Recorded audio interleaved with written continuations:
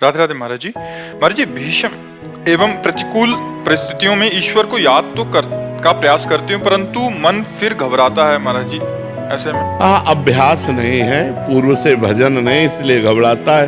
नहीं तो भगवान का यदि चिंतन किया जाए तो हर घबराहट, हर दुख, हर विपत्ति हम सह सकते हैं। हम अविनाशी हैं, शरीर विनाशी है, विपत्तियां विनाशी हैं।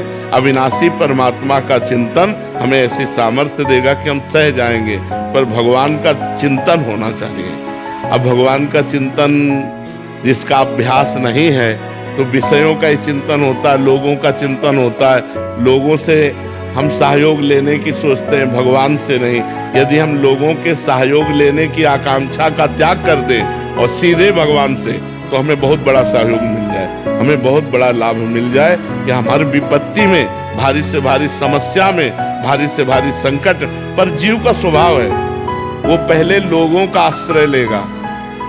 जब कोई आश्रय काम नहीं करेगा तब वो भगवान का आश्रय लेगा। जैसे द्रौपदी जी है नहीं, गजराज, चाहे जिसका उदाहरण लो, पहले वो लोगों का आश्रय लेता है और जब सब जगह से हार जाता है तब भगवान का आश्रय, जहां भगवान का आश्रय लिया वहीं उसको बल प्राप्त होगा, वहीं शांति प्राप्त होगी, वहीं उसको कृपा का अनुभव होगा।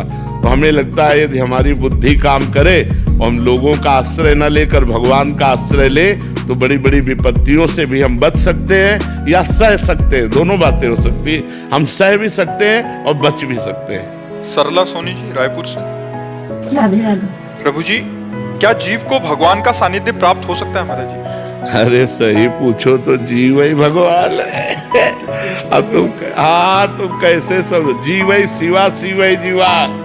अब कैसे समझोगे भजन नहीं हो रहा तो तत्त्वमसि, तत्त्वम आशी, वही जैसे एक बूंद गंगाजल, एक चम्मच गंगाजल, एक टैंकर गंगाजल। गंगाजल तो गंगाजल है ना। तो पूर्णमदः पूर्णमिदं पूर्णात् पूर्णमुदच्यते पूर्णस्य पूर्णमादाय पूर्णमेवावशिष्यते।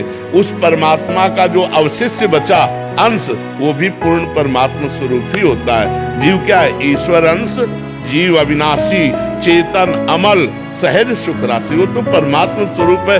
परमात्मा का संग क्या, वो तो परमात्मा स्वरूप ही है। जब चाहे तब ईश्वर से मिल जाए, पर ईश्वर से मिलने की चाह कहाँ है? भोगों के मिलने की चाह, रुपया के मिलने की चाह, पद प्रतिष्ठा की चाह, भगवान से मिलने की चाह कहाँ है? सच्ची चाह प्रकट हो जाए तो भगवान मिल जाए।